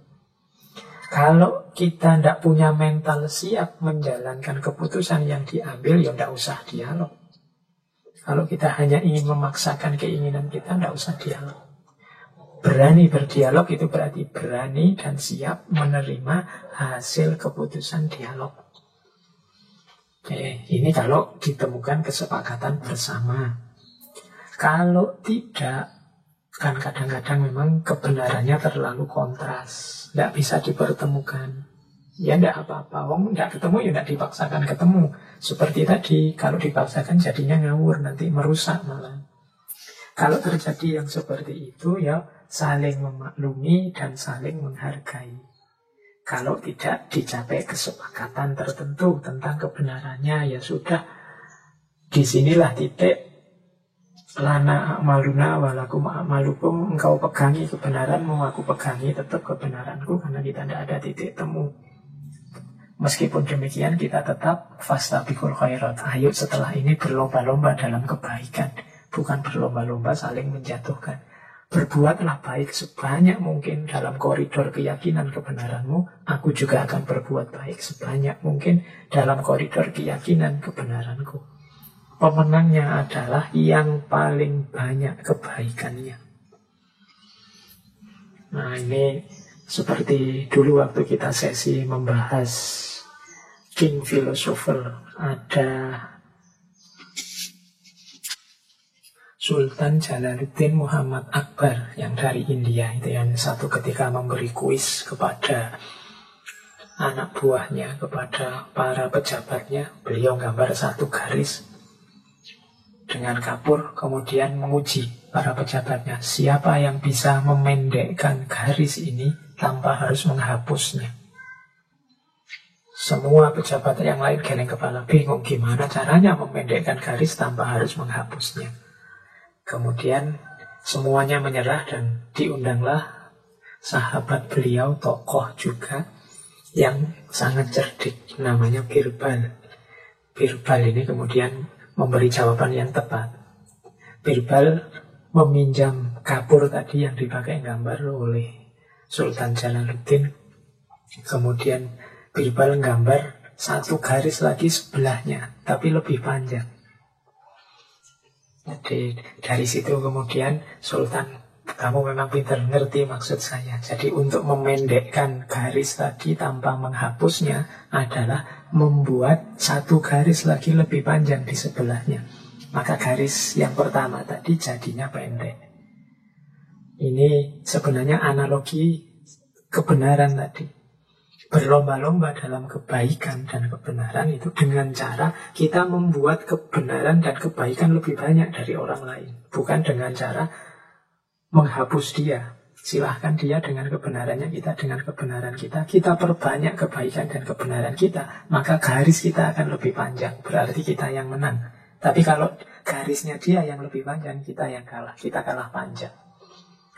Itulah logika fastabiqul khairat. Ini dulu pernah kita bahas di sesi King Philosopher ketika kita membahas dini ilahi, ajaran yang dibawa oleh Sultan Jalaluddin Muhammad Akbar. Oke, yang terakhir ketika mengakhiri dialog, ya tetap kita sadar bahwa kita ini manusia, punya kelemahan, punya keterbatasan.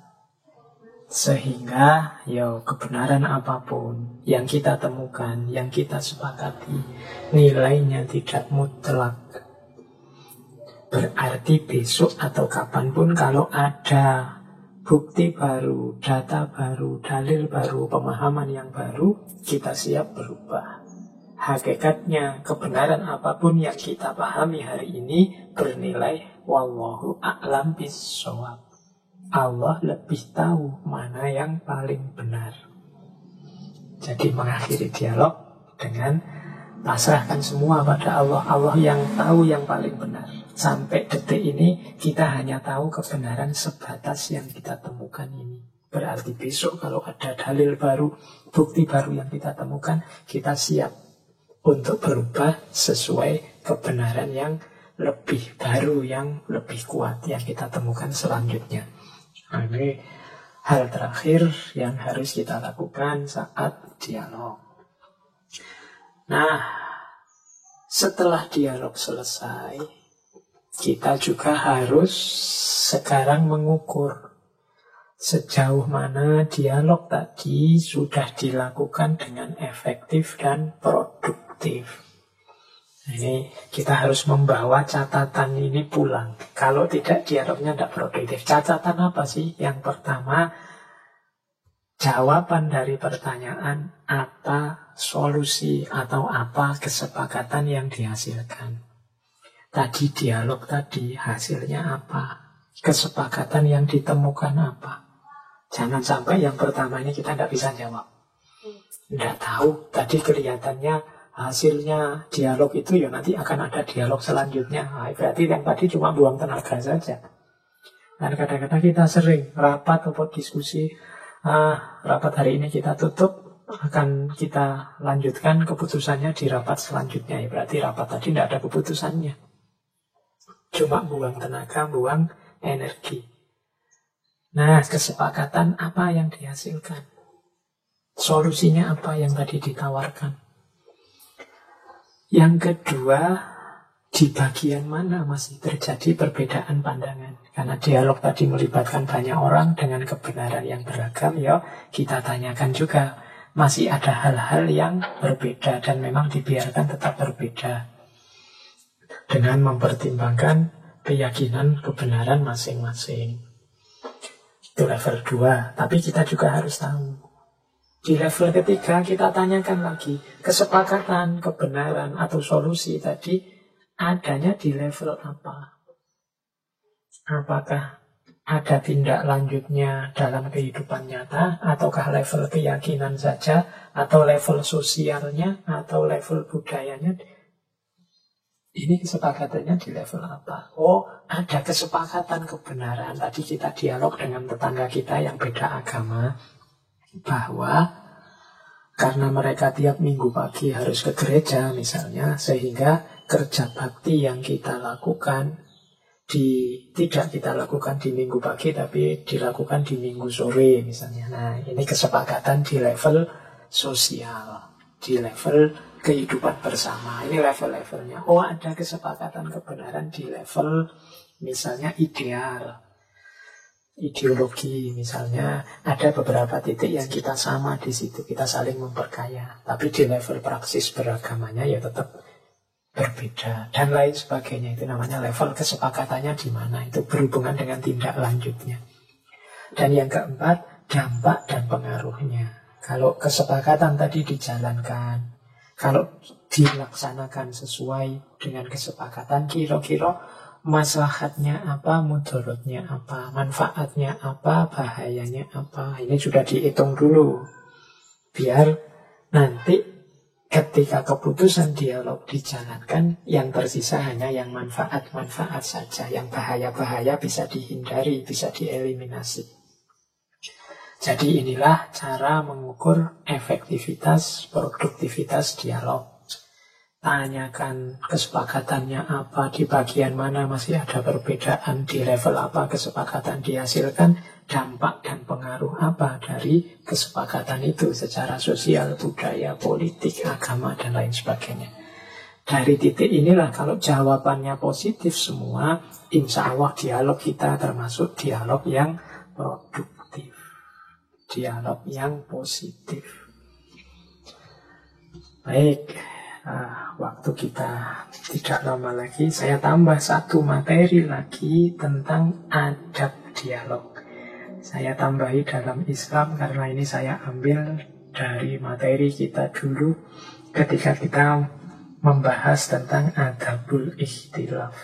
Bagaimana adab kita saat berbeda pandangan.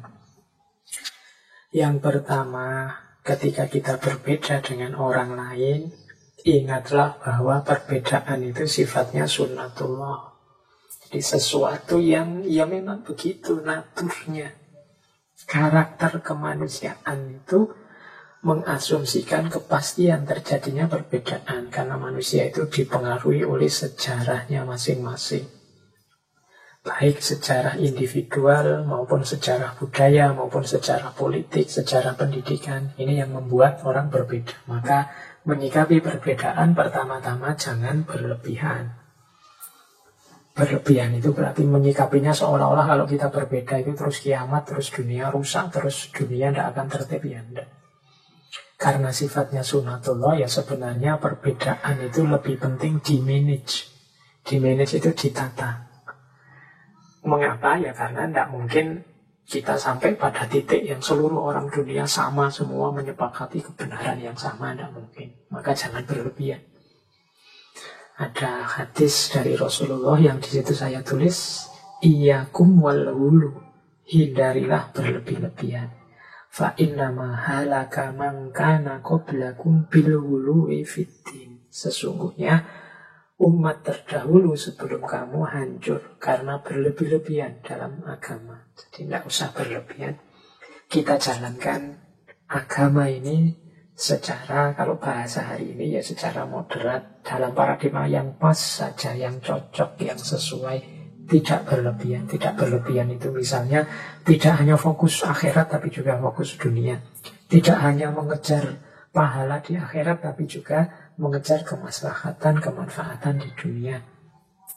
Atau sebaliknya, itu dulu Rasulullah itu sangat marah, tidak suka kalau ada sahabat yang sholat terus, puasa terus. Yo, katanya Rasulullah, yo aku ini nabi tapi aku tidur dan aku bangun maksudnya sholat malam. Aku ya puasa, ya buka puasa, dan aku juga menikah. Maka tidak boleh saya Pak ingin mengabdikan hidup ini untuk Allah saja, untuk agama, maka saya tidak menikah. Sabdanya Rasulullah, loh aku ini nabi, tapi aku juga menikah. Faman raghiba an sunnati falaisa minni. Siapapun tidak suka dengan tuntunanku, ya berarti tidak masuk kelompokku. Ini bagi saya pelajaran dari sabda Rasulullah ini selain isinya juga gaya tutur beliau. Kalimatnya ya tidak masuk kelompokku. Bukan kok ini orang terlaknat, orang kafir, orang enggak.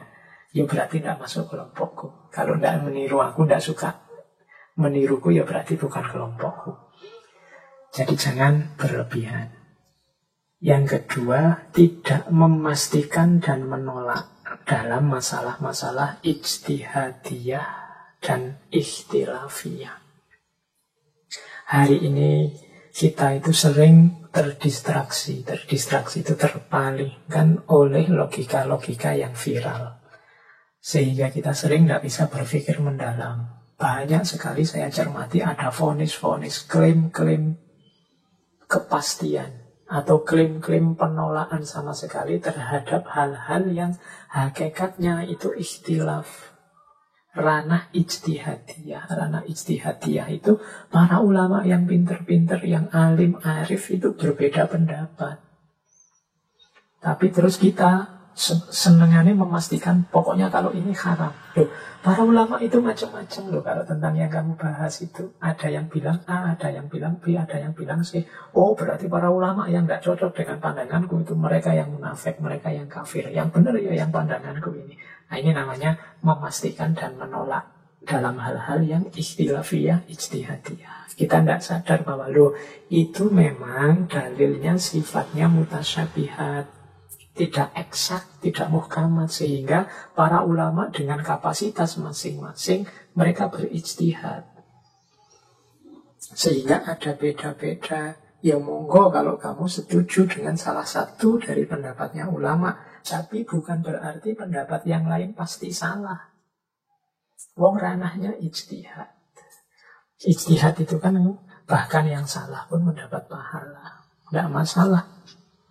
Nah, yang sering jadi sumber masalah hari ini itu kan memastikan dan menolak mentah-mentah orang yang berbeda dengan kita, padahal itu hal yang ikhtilafiyah. Jadi, pendapatmu mungkin benar juga mungkin salah, dia juga mungkin benar juga mungkin salah.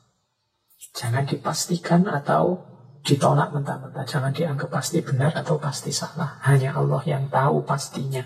Wallahu a'lam bishawab. Banyak hal yang sering sekali jadi konflik karena kita tidak bisa memposisikan porsi permasalahan dengan segera.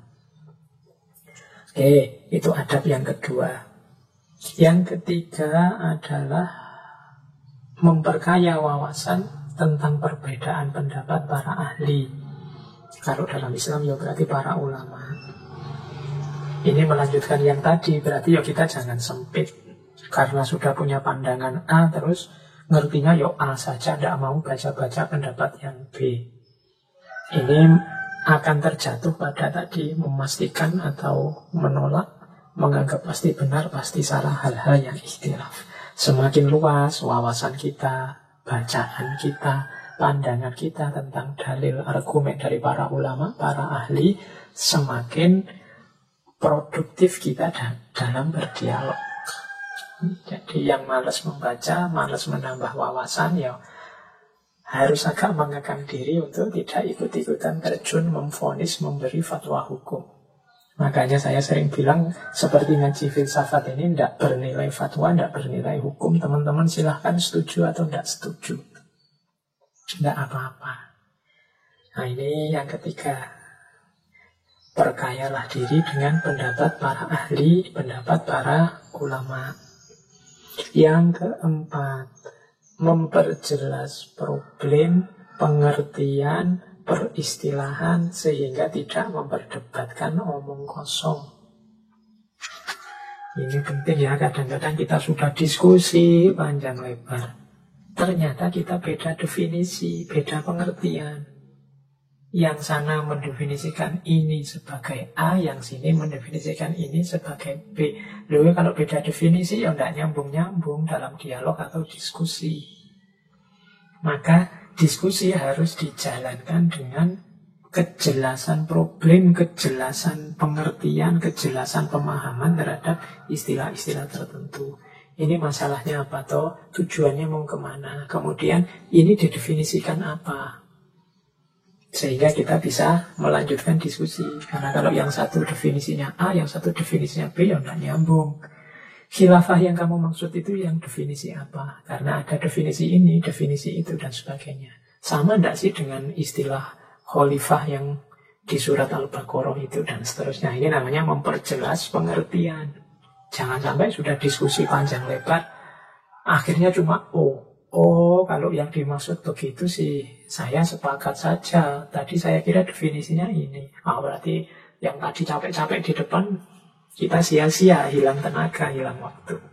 Itu yang keempat. Kemudian yang kelima, prioritas. Ya, dalam hidup kita memang banyak sekali hal, masalah, problem yang harus diselesaikan. Semuanya ya penting. Tapi kita harus punya prioritas. Mana yang lebih urgent, mana yang lebih penting didahulukan untuk tema-tema dialog, tema-tema diskusi. Ya sesuai problem kita, sesuai kenyataan hidup kita. Kadang-kadang, ya nyuwun sewu, kadang-kadang ada diskusi, seminar, dan macam-macam dijalankan itu mengangkat problem yang bukan prioritas kita. Mungkin karena fundingnya membiayai yang hanya tema-tema ini saja. Atau teman-teman melihat, wah ini ada tawaran beasiswa untuk tema-tema ini. Padahal itu mungkin bukan tema urgent hidup real kita, tapi kita angkat saja demi tadi mungkin fundingnya atau beasiswanya. Berarti masalah yang tidak konkret yang kita angkat. Kalau bisa ya kita prioritaskan problem-problem besar dan penting lebih dulu, yang konkret untuk hidup kita. Baru kemudian kalau yang besar-besar, yang penting sudah beres, problem selanjutnya. Sehingga peradaban kita ini lebih berkembang secara kondusif, tidak hanya artifisial, yang berkembang hal-hal kecil yang pinggiran saja. Tapi kunci-kunci peradabannya mandek.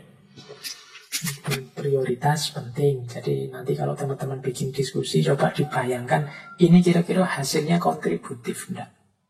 Penting enggak untuk kemaslahatan, kemanfaatan umat. Selanjutnya, bekerja sama dalam masalah yang disepakati dan toleransi dalam masalah yang diperselisihkan. Kalau ada kesamaan-kesamaan dalam kebenaran, kebaikan, yuk kita siap saling mendukung, saling bekerja sama. Tapi memang kalau ada yang sama sekali berbeda, berselisih, tidak bisa dipertemukan, ya kita siap untuk toleran, tenggang rasa. Ini kuncinya dari semuanya. Jadi terhadap hal-hal yang sama, kita siap bekerja sama. Tentang hal-hal yang berbeda, kita mau toleran. Tidak ingin hanya menang membela pandangannya sendiri. Dan yang terakhir, adab dialog yang produktif itu menahan diri untuk tidak memvonis atau menilai yang hanya menimbulkan masalah baru, konflik baru. Berarti dialognya tidak produktif, tapi kontraproduktif. Semula sih tidak masalah, tapi begitu dialog karena kita gayanya meledak-ledak, serba mencaci, serba mencela, akhirnya problem lama tidak selesai, problem baru lahir. Nah ini mungkin karena kita lemah di adab dialognya.